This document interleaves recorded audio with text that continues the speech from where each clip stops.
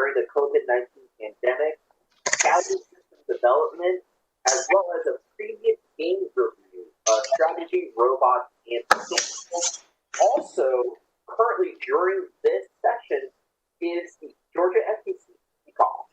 So if you are wondering what's going on there in the new game for the 2020-2021 season, you can actually go over to Class I believe our YouTube page to go over and see that kickoff happening live, and where you'll be able to see the field and everything else. Or if you're wondering about seeing just the kickoff itself from First headquarters, you can go over to the First Switch page.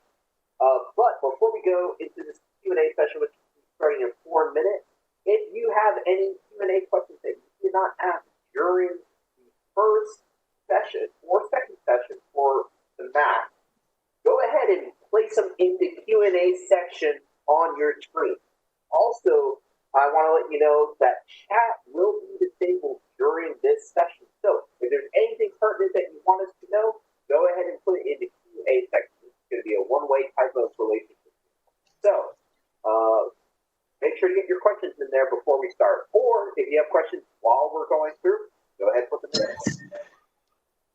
Or if they have solutions, if they have, any wonderful ideas that they want to share, bring them. I'm very interested in solutions, so go ahead. If you also have solutions, which we got a lot of during the first few sessions, go ahead, put them in there. We'll talk about them and let you guys know, because you guys are each other's greatest resources as well. Mm-hmm.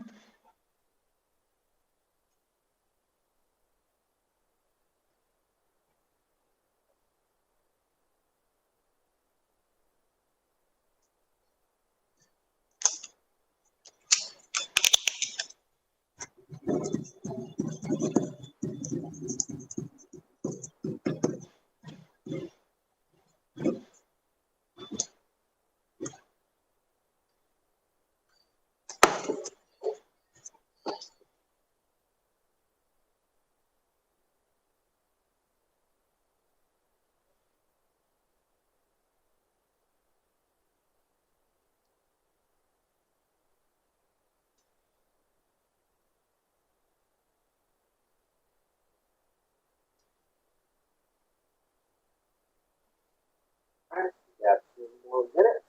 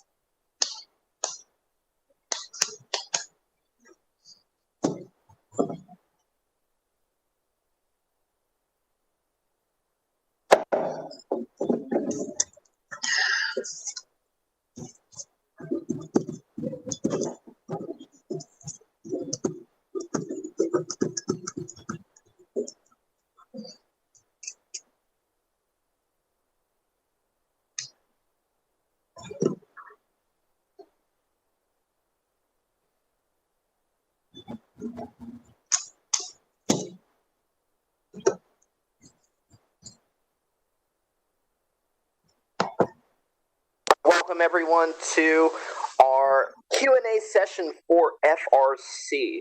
So, if you guys have any questions, like we've said before, make sure to go ahead and put them into the Q&A session or the Q&A section of WebEx.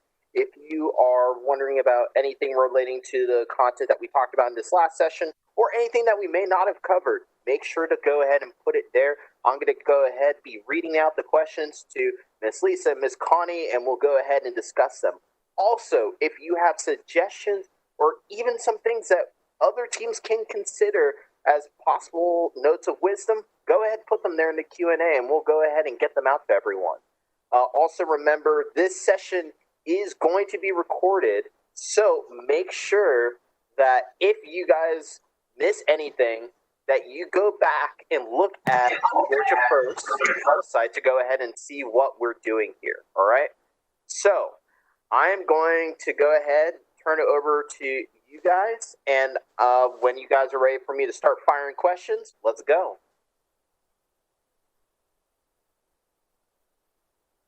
I'm not sure if we just lost Miss Connie or not, but if you want to throw up some questions, I'm willing to take a stab. All right, let's go. All right, so first question. I'm going to go selfish with this question. Okay. Do I have a job in March and April when it comes to events? So are we going to have opening ceremonies and closing ceremonies? What's going to be the feel of a normal event going into 2020, 2021? That is an excellent question, and I wish I had the answer for you. We love you and the job that you do, and our competitions would not be the same without the Master of Ceremonies, and your great voice. We don't know what that looks like quite just yet. Connie may have some additional insight, but there's a storm where she's at, and she's dropped off. I think she's going to try and rejoin, but right now we're not quite sure. We don't know what that's going to look like. Again, with the eye towards keeping the number of volunteers down to reduce exposure, I'm thinking that you might be one of the essential workers, but we'll have to see when we get closer. All right. So then going from there, that was one of our questions from one of the mentors. But let's ask about this. So we're also let's put it into these perspectives. A lot of this is going to be figured out later on as we kind of figure out venues and everything else. But what's the idea behind the event experience for the people that are going to be there for the students? So right now we have a couple questions about what is internet access going to look like? What is it going to look like for students that are coming there? What are maybe limits in terms of the numbers of adults versus the number of students in terms of that number of, I believe it was 6, or people are allowed inside the venue? Okay, so there were several questions rolled in there. I'm going to go with the last one that's fixing in my head. So my understanding is that there will be 5 students allowed, possibly 6. Okay. So that's your drive team. That's your 2 drivers, your coach, your human, and your technician, and there might be another 1 allowed. At any event, you have to have 2 adults, YPP, like we just talked about. So you'll have 5 to 6 students plus 2 adult mentors. Those are the people that will be allowed to be, going into the venue. Did that answer that question? I believe so. So the hard limit, at least on the mentor/coaches, is going to be 20. Yes. And will those? So let me make sure. You talked about having a deep roster when it came to students.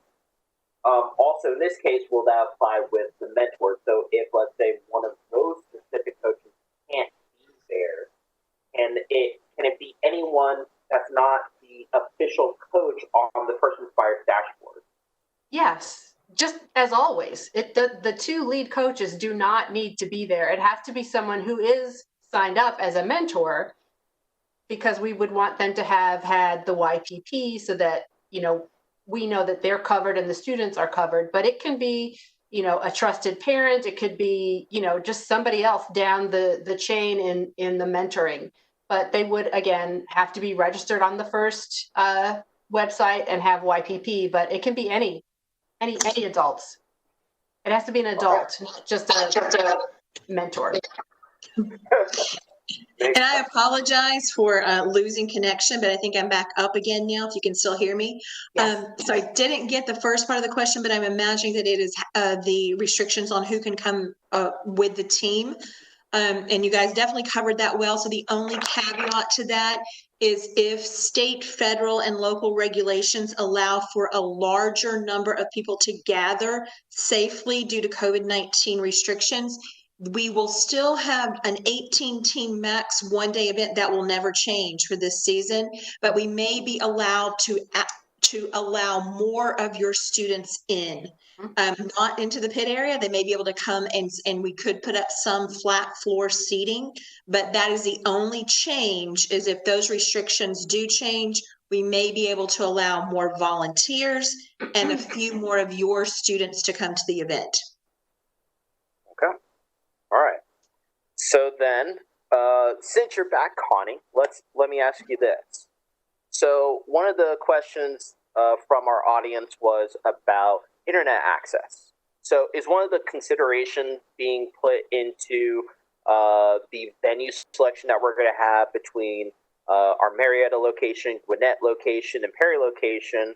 Are we looking at internet access as being a very vital part of what we're doing? Good internet access, because there may be people that want to help in terms of the experience for students that are not going to be there at these competitions.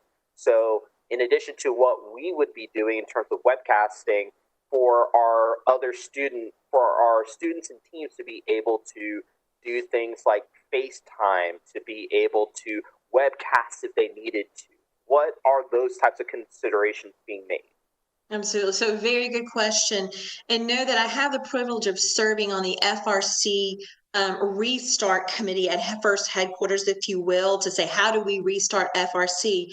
And so this is one that has come up in various forms of what do we do to allow for participation of teams members that didn't get to come. And one of those ways is there a way that we can tell teams in your pit, set up a laptop that can have a Zoom call going to where your team can be joining via a Zoom call. So we are exploring all of those. Know that the venues we're looking at has a lot of bandwidth that we can do those things, but the only restrictions are just in the past. When you've heard those announcements over and over, please close down your hotspot. We have got to find a happy medium with interference on the field and field management system and what we can allow for bandwidth within the rest of the venue and have those two coexist. So that is being worked on right now with the top priority, of course, field management system. We need that to work. But then neck and neck with that is how can teams connect with their team members at the venue, either by Zoom calls, FaceTime, whatever that is. So it's on the top of our list. All right.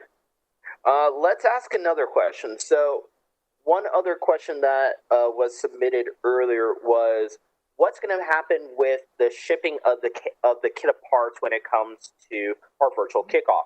Is it going to be shipped from somewhere in Georgia, or is it going to be shipped from First Headquarters or from our partners at Andy Mark?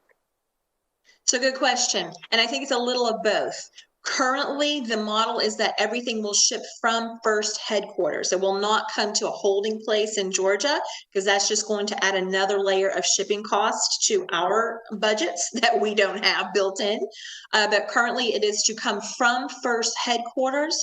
But if there is a specific item that is to enhance that kit of parts, whether it's FRC or another level of First, and it can be easily sent by the vendor, it may come from that vendor, but you will get a notification that says, expect a delivery to this address that you've entered into your dashboard at this time window. So it won't just be a surprise. You'll know it's coming. Okay. All right. Awesome. So from there, let's talk a little bit about awards. So we talked about the awards for, let's say, chairman, for EI, for Dean's List. They're going to be handled virtually. What about things like the technical awards? So our quality award and other items. Will those also be handled virtually? Yeah, and I hate to keep hijacking all these questions. So Lisa, please chime in. No, go ahead. You're married to the guy. and unfortunately, I can't get much out of him because he's not getting much out of First Headquarters. So, like I said, I'm going to encourage you to join that 4 o'clock awards for FRC session. You probably get a lot more out of that than I can share here. But what I do know is we have already have a proven track record for chairman's, for dean's list, and Woody Flowers. We did those last year with an interruption to the season. We were still able to give out those 3 awards. Those will continue. The ones that you mentioned that are technical awards, even down to team spirit. I mean, how do you judge that remotely? You know, so do we all get on a Zoom call and see who's the loudest with a sound meter? So there's going to be awards that you will not see in 2021 that we just deem it's impossible to do a fair assessment of that award. Now, First is very committed to technical awards remaining. And what that may mean when I say that there's no judging on site, that means you're not going to see those 20, 25 blue shirts walking around. But it could mean that there's 1 or 2 judges that are there for the sole purpose of looking at design with your robot, looking at things that are more the build side with social distanced realized. So they may not be coming up to your kids and saying, hey, show me how this works, but they may be observing that during matches. And then that may come into play for the judging that will happen over the weekend and for award ceremony on that following Tuesday. So First is committed to trying to preserve as many awards as possible, including technical awards, because that's half of what we do or more. So we know that to take those away would be a huge blow to the community. I am hearing some rumors, so don't hold my feet to the fire on this, on some of the calls that I'm on, that some of the awards criteria may shift to those virtual competitions that I told you about in the previous session. So if you didn't hear about that at kickoff, which will be virtual, you will hear about 3 virtual competitions, one being a skills test, at-home skills test, or at build site skill test. One will be a game design skills test or competition, and one will be a global innovation award. So it could be that some of those technical awards could shift to those 3 remote competitions. We don't know for sure, and we're advocating to say, yeah, a little worried about that because that's not traditional to First, although none of what we're doing is traditional. But so know that they're looking really hard at a way to assess and give out criteria for winning all of the awards that they can. And I know that's a long-winded answer, but we're working on it. Okay. Awesome. All right. So I got a couple other questions here, and I think there are some that we can kind of answer real simply. I'm going to pull one from our Q&A that came in, which is, our competition is now a 1-day event, or 3 days will teams be needing to spend the night like before? It was actually mentioned in the last Max session that we have a couple candidates for different events, Marietta, Gwinnett, and Perry, that are going to be places for the events. And the events may be longer sets of days, but they're built to be 1-day type events where you could do your 1 day in Marietta and do it in other places. And Connie and Lisa, do you want to go ahead and kind of jump into that in terms of like maybe the logistics of what that looks like for maybe the hotels and everything else, since it is 1 day in this case? Okay, so it's a 1-day event. As we talked about in the Max session, we are looking at being able to set up the field on a day and then have teams come in for 3 consecutive days. Not the same teams. So like you'll have 18 teams on Friday, 18 teams on Saturday, 18 teams on Sunday. And that will be knocking out one of your qualification matches. If you so choose, let's see, Team A chooses to do they want to knock out their 2 qualifiers that weekend. They could be one of those 18 teams on day 1 and then on day 2, and then they're just done. In that case, they would potentially look at getting a hotel and staying the night, or they could choose to commute each day. It's completely up to them and what their school and parents are comfortable with. Absolutely. And these one-day events, like Lisa said, they are designed to be one day so you can commute there and leave Correct. that afternoon. But we know that not all of them are going to be close to you. We're trying to kind of go up the 75 north-south corridor and say, let's do something on the north side of Atlanta, something on the south side of Atlanta. And then the great thing is we do have those amazing DE sites around the state that could be utilized if necessary. We are currently trying to avoid being associated with a school district because of the danger of that school district shutting us down. So we're still looking at the traditional venues that we're looking at, that we traditionally look at, like convention centers, and also we need that space. But know that we will provide the number of qualifier events based on team registration when that finally closes out and we know this is what we have. But it is designed for you to be able to come and go. The whole idea that, like Lisa mentioned, doing a back-to-back or saying I'm going to do Friday and Sunday of the same weekend, take a day off and let my kids kind of recharge. That is all going to be up to the regulations your school and your parents put on your team for travel. So we can't dictate that to you. If they say, yeah, go have a overnight stay at a hotel, because remember, I'm going to throw this out as a tidbit. First robotics competition in the state of Georgia is a recognized CTSO, Career Technical Student Organization.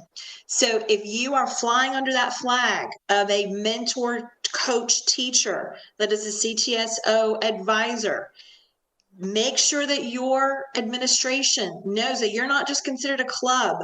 You are a organization recognized by the state. So if they're allowing DECA or they're allowing FBLA to go to competitions and there are overnight travel involved, you get that same recognition because you are a recognized CTSO. So keep that in your back pocket if you need it.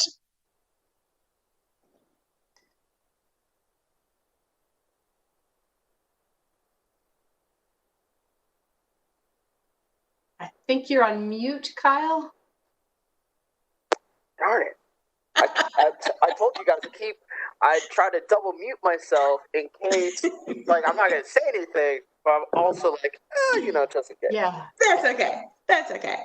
All right. So let's talk about a couple other questions. So first off, we answered a couple questions about the event when it comes to teams, when it comes to numbers, things like that. One question I do have from the audience is about what inspection is going to look like. Inspection is definitely a hands-on process. So what is it going to look like for our volunteers? And then on the other side, what is it going to look like for the teams to be handling items about them? Connie, I'm going to let you take that. I've heard 2 different things, that it's going to be a virtual inspection and that you have the checklist to go through and it's an honor system. And then I've also heard that there's going to be boots on the ground. So I'm not quite sure what the latest is.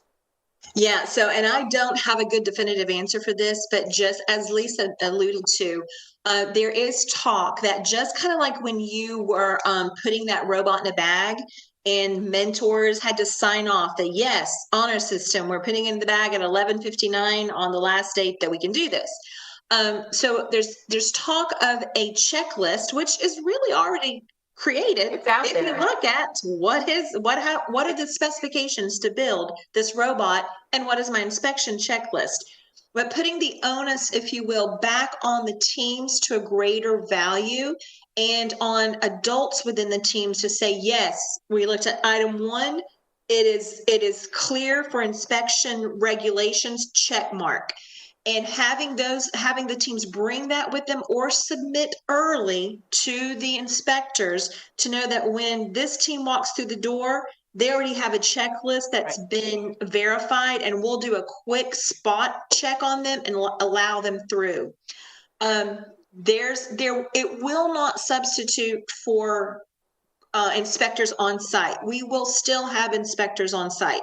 A greatly reduced amount of them. We're used to have 10, 12 inspectors. We may only be able to have 2 or 3 at the most. So you're going to want to build a robot that will pass inspection. That is one of your main goals.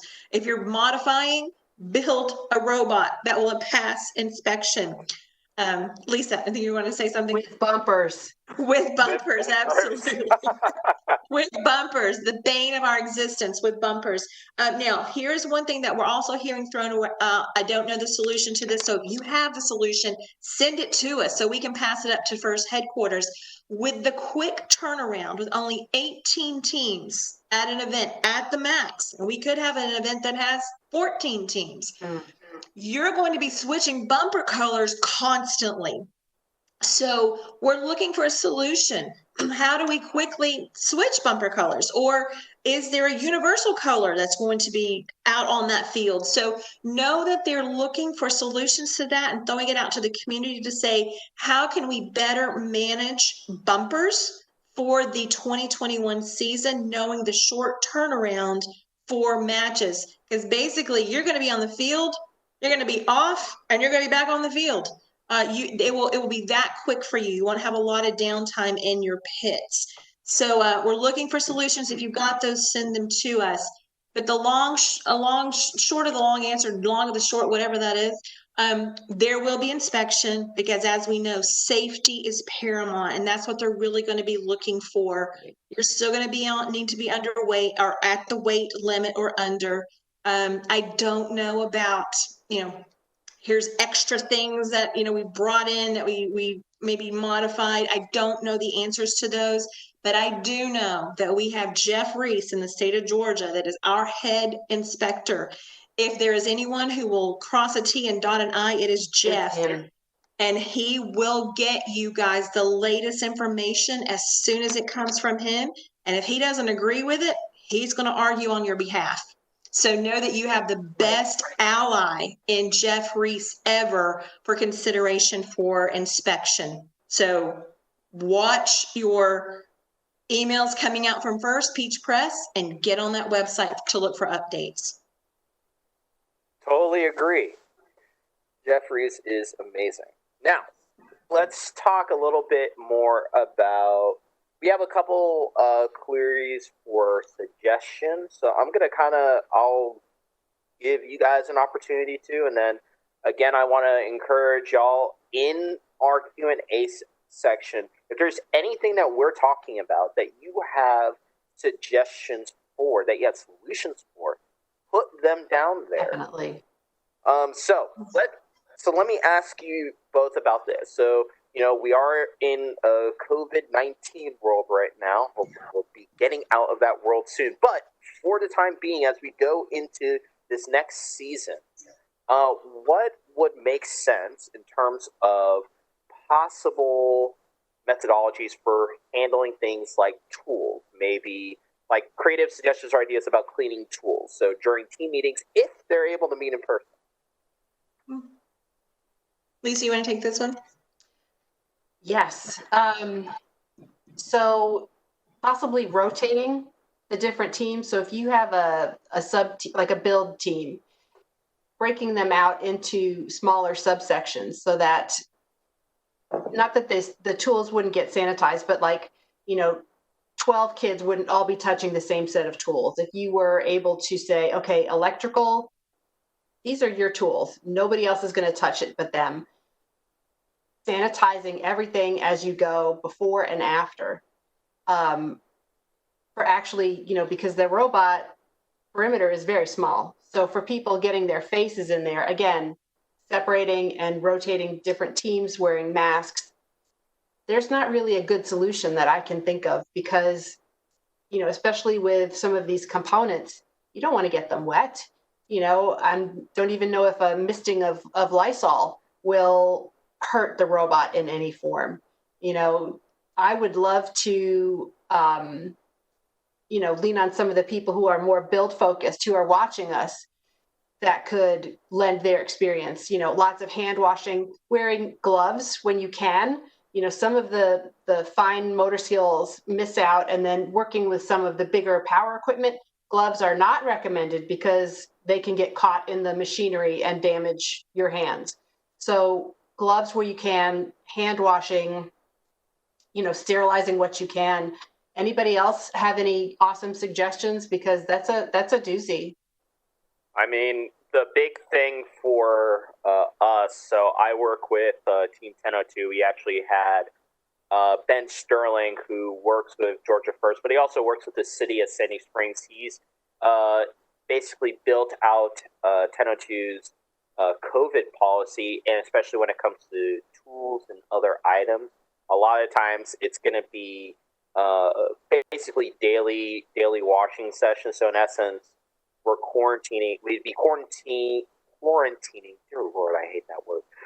Quarantining the tools specifically that were being used, making sure that they're wiped down and everything else before the next day. Since a lot of times, we're not with 1002 with Circular Robotics. We're not just dealing with one team. We're dealing with three: one FRC team and two FTC teams. So a lot of it will come down to going to what has been recommended by the CDC and other entities on terms of handling disinfecting surfaces and everything else. But also, it's really going to come down to process, because what you don't want is to basically like almost having dirty dishes. You don't want to have to basically use tools, and then realize, oh wait, I have no more tools to use until I clean all these tools. Mm-hmm. So make sure that your process is set and is malleable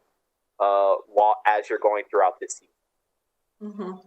And one thing I would suggest too, if you've been to some businesses locally and something where you maybe have to sign in, you'll notice that they've got two cups. One is clean pens and one is dirty. So if you take that concept and maybe on a table that can be used for this, you literally tape off an area that is used tools and clean tools. And then as something is used and needs to go through a sterilization process, it gets put into that box that is marked, this needs to be sanitized. The other thing I would suggest is a lot of the teams have mentors, or if you don't, seek them out, that work in industry right now. Industry has not shut down for COVID in these areas of need. So to reach out to a machine shop or reach out to one of the companies that mentor or sponsor you and say, hey, what is your machinist doing? What are the people that are still working every day? What are the precautions that they're doing? Are they wearing masks? Are they wearing gloves? Are they, what are they using to sanitize a piece of equipment that we're worried about getting wet? We can learn a lot from our corporate community right now, and our community that has kept the wheels going of our country, to say, we're going to scale this down, but what are you doing that we could possibly adopt? But like Lisa and Kyle said, send us what you're doing. Sounds like the team that Kyle's working with has already got a COVID plan that they've developed. Send them to us. We'd love to put them in a best practices file that every one of the teams can access. So send them to us. Can everyone see the Q&A, or do only the presenters see that? I believe everyone should be currently seeing the Q&A. Okay. So Teresa Dixon had a suggestion of washing hands after touching tools. Frank Gerald, the bearded one, they are thinking of a rigid hand washing protocols and limiting multiple contact rather than disinfecting tools. Disinfectant is pretty corrosive. And then Jacqueline Davis, would hand sanitizing before and after using each tool work? So those are just some of the things that have come up. And if you guys can't see the Q&A, we will collect these things and put it in a document and make it available to you all. Yeah, absolutely. And know that hand washing, number one recommendation. But before I can wash my hands, if I touch my face, and I don't have a mask on, all that goes out the door. So making sure masks are worn just to protect your face from your hands touching it. So I think that there's definitely ways that sanitizing your hands, great job, Kyle, love that one, is that's key. But knowing that we subconsciously rub our eye or scratch our face and not even realize that we're doing that in settings that we're in with close other people. So I think that it's literally a mixed bag of Agreed. Yes, use it all that you can. Agreed. And so we've had feedback from people on the call that they cannot see the Q&A. So again, thank you, Frank, for the CDC tool recommendation. And we will go ahead and put all of the feedback that you have into a document and make sure that you all get it. So thank you for sharing, especially the CDC tool recommendation. Absolutely. Yes. Now, and I can see a couple more of the messages coming in. Hello, Mars. Also, before I forget, in terms of available resources as well, Frank Gerald, the bearded one, also has offered his team, Walton Team 2974. They also have set up a COVID meeting plan that they've actually sent over to the powers. I'm assuming that means Cobb County School District and Walton's administration. So if you're interested in that, definitely contact them. Frank, if you want to send over like an email or something, and you can go ahead and make sure that that's sent over after the meeting's over. Let's talk a little bit more about some more suggestions, I guess, as well as some questions. So one suggestion, and I know a couple people have asked me about this before the symposium, and this is definitely a big one, that what we do with our AV really is going to be improved. Not that it's not already amazing, but it's going to be able to be improved going into 2020, 2021 since, I'm sorry, Kyle. Hang on one second. Miss Connie, can you put yourself on mute? I'm put one quick little thing out to some people that couldn't see the Q&A as a possible solution. Okay. So I'm done. I'm so sorry. I couldn't hear you, Kyle. I apologize. I'm sorry. You're good. One thing that people were asking about is also, are there considerations being made also into the fan experience? So, and I say fan also meaning, let's say, scouting and other things like that. Will there be maybe we're going to throw on like a couple extra cameras to kind of give people that are watching these events a lot more of an experience? Are we going to be doing a little bit more in terms of information that we give out, not just in terms of the cameras and things that are there on site, but are we going to be souping up our resources outside? Like, are there ideas for possibly virtual pits? Are there ideas for, I would almost say more advanced, I guess more programming availability for the people that are watching? So, and I think we touched on this briefly before, but our Georgia First AV team is just top notch. They are the ninjas of AV, in my opinion. And they are thinking of taking that up another level to add more layers, more cameras, different perspectives, so that the people who may or may not be allowed to be into the venue, they can also have the experience as if they were there. I'm not quite sure what that looks like yet. Connie, you may have some more insight, or Kyle, I know you work with them, but definitely it will be the amazing level that we have taken up another notch. They're thinking of different perspectives, like an overhead shot that you can see everything that goes on the field, instead of just the broad perspective that we get. 1 year in Dalton, we had students manning the cameras, and they had handheld cameras on the edges of the field, and they were able to follow the Blue Alliance or the Red Alliance. So I know that they are definitely looking at that. And Connie and Kyle, you may have more insight than that, but that's what I have heard thus far. No, you did a really great job. So just know that their number one directive, and I'm going to also throw out that top-notch AV team is all volunteer. No one is paid on that crew, so just keep that in mind. And they're that good. So their number one directive for 21 is the user experience virtual. Whereas in the past, it's been who's in the venue. That's why you saw the huge screens and all of the things that really played to the people sitting in the audience in the venue. We won't have that this year. So the number one directive is the person watching the event. How can we up our game? And like Lisa mentioned, overhead shots, what we call fly cameras, where people will have cameras on gimbals that keep it steady but can take it around and get up close and personal. So there's a lot of things that we're looking at to enhance the virtual users experience. So that's a number one priority. Yep. If you have any recommendations or you want to join that crew, let us know. They're always looking for extra hands. Definitely.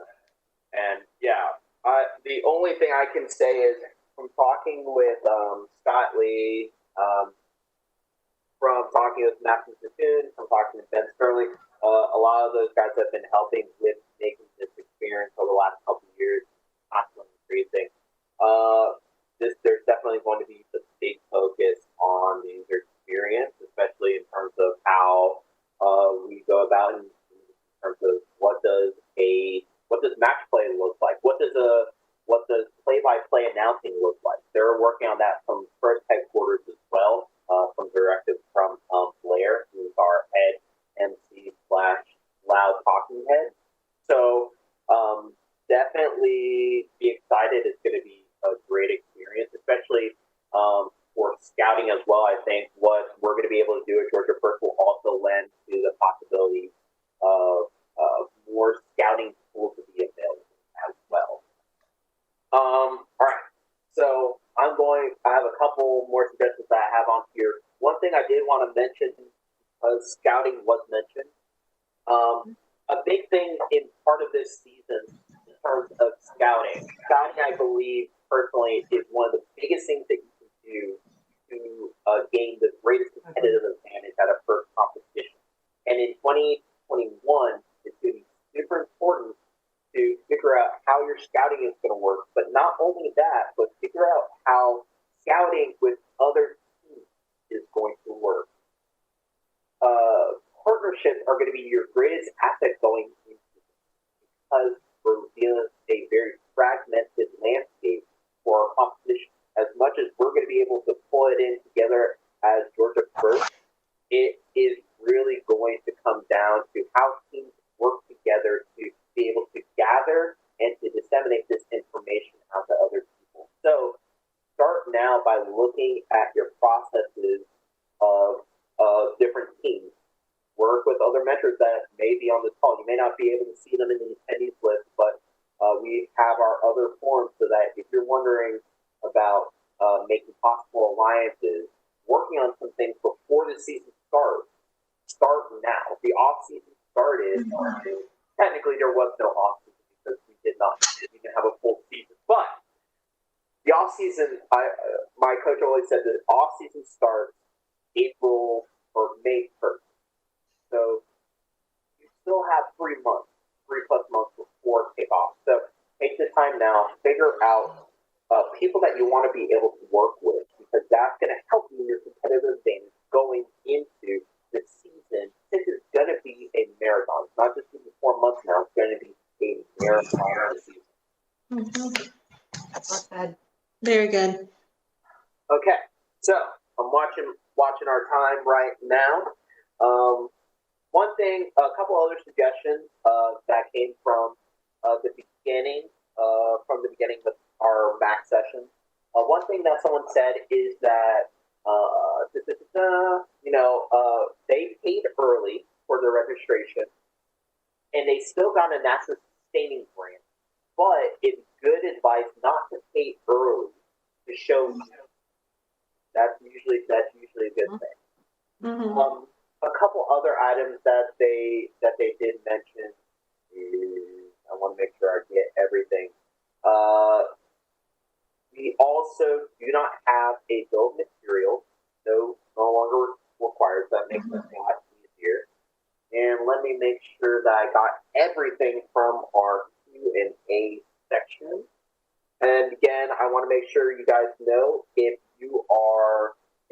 any questions, make sure to drop them into our Q&A section. From Ms. Porter, definitely getting a sanitizer machine. That could be a great idea as well. If I remember correctly, with the company that I work for, that actually is what we use. So that may actually be a good idea. All right. Okay. Ooh, this is a good question. And Connie, this I guess would go to you since you're part of the FRC research committee. Is first looking into holding competition in stadiums where teams can be more spaced out, kind of like World. So I guess when we talk about the Peachtree District State Championship and everything else, would those be in larger venues that could allow us to have the necessary spacing so that we can keep everyone safe?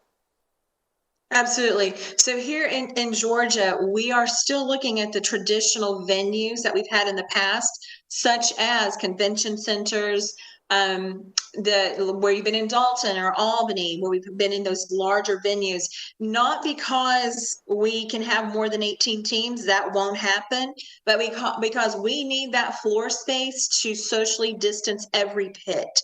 So you'll still have your 10-foot aisles, and then it is suggested 6 to 8 feet between each pit. So we're still going to take up a big floor print, or if you will, in terms of space needed. So we won't consider a venue that won't allow for pit spacing, as well as queuing spacing. We have to know that queuing can be spaced in a reasonable amount as well. And then we're looking to, between driver station, putting up plexiglass in between each driver station, and then also plexiglass shield in front of the pit administration table, and also in front of the question box where the reps will be. So know that we aren't looking at anything smaller here on our level. We're looking at those large venues still to be able to do this. Now, as far as first headquarters is concerned, and if you flip over to the regional model, they're also staying with that model of needing the larger footprint for social distance spacing. But the good thing is, if you think about a typical qualifier for us in the state of Georgia, that's 40 teams. So the amount of space that we need for 40 teams pushed together with 10-foot aisles is about the same amount of space we need for 18 teams with social distance requirements. So we won't be looking at anything smaller. We might look at some different configurations, like if we do end up at one of our DE sites where we have a gym where the field is housed, and then can we safely socially distanced teams in classrooms, down halls. So we're looking at a lot of things, but know that we're trying to avoid school systems. We talked about that earlier because of the threat of those being closed down. And not that the venues, the bigger venues couldn't be closed down with a state mandate. We realize that as well. And that is why you're seeing first headquarters for the first time in its history reconsidering their refund policy. So we'll stay tuned to that. Know that we're going to give you plenty of space.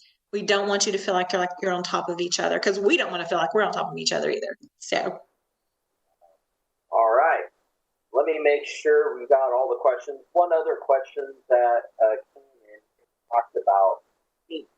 So let's talk about it from the first side, which I believe we talked about, and from the Georgia first side. What are fees going to look like? Oh, well, this I think is good. That question is more excellent, because they were talking, there's different levels of fees if you're going just virtual versus, fully traditional, but we don't have to deal with that as much. So that's fine. So let me make sure, if you guys have any other questions, we have 15 minutes left for this session. If you have any questions, drop them into our Q&A section. We definitely want to hear them and just hear your suggestions as well. So let me make sure that I haven't missed anything with this. We've Bearded One has shared some information, and we'll make sure that that all gets out. Thank you very much, Frank. Appreciate you. Thank you. Yeah, and I know, sorry to interrupt, Kyle. I know there are a few other teams that have developed, are in the process of developing their safety protocol based on what the school is requiring. So just like Frank has shared Walton's, if you would like, if you feel comfortable sharing those with us and letting us put them out to the committee or to the community, please do, because it helps us to not have to reinvent the wheel. Yes. Know that it won't be what Cobb County is doing will not be what another school system has to do, but you can take the best from it and add to it. So anyone that's willing to share, thank you for leading the way and kind of making the path for so many that will follow you. Let's see and make sure that we're not missing anything. But I think I did see someone ask earlier, when is kickoff? It will be January 9th, Saturday. I think I put it on the Q&A from before and answered it on there. But yeah. Okay, awesome. Thank you. Let's make sure real quick. I think we're set. Let's see. General questions. You basically handled all the different items. Do you guys have any closing notes specifically on the FRC season in general? Words of encouragement? Yeah. Well, So go ahead, first of all, thank you, Kyle, for doing a fantastic job for hosting the MAC meetings thus far. And I know you're going to be helping with a couple other sessions later. Thank you. Your efforts here and then as a phenomenal host in general at events is always appreciated and welcome. So thank you. Thank you. So the one thing that I would say is that usually robots, it's hard to plan in a normal season. There are many things that just, okay, drop everything and you need to do robots. Or you'll be proceeding in one path and then all of a sudden your path changes. This season, it's going to be even more so like that. So just be flexible, be prepared to roll with the changes, and just realize that, just do the very best that you can, and no one can expect more than that. It doesn't have to be perfection. Just do the best that you can. Obviously with any of the robotics, building a robot is supposedly, the main focus, but as Dean would say, the robot's the hook to get those kids engaged, to get the students involved, to help make a difference in their lives. So whatever you can do to help not lose sight of that, I think those would be my thoughts at the end. Absolutely. Very good, Lisa.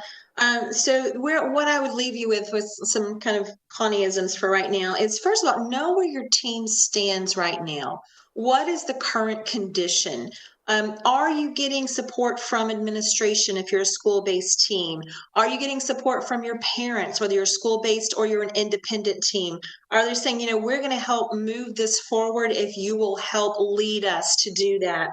I would always say, where do you stand with your mentors? Have you contacted your mentors? Are there any restrictions that's going to keep them from coming back? And could that be a huge hole and deficit that opens up in your team? And how will you backfill that?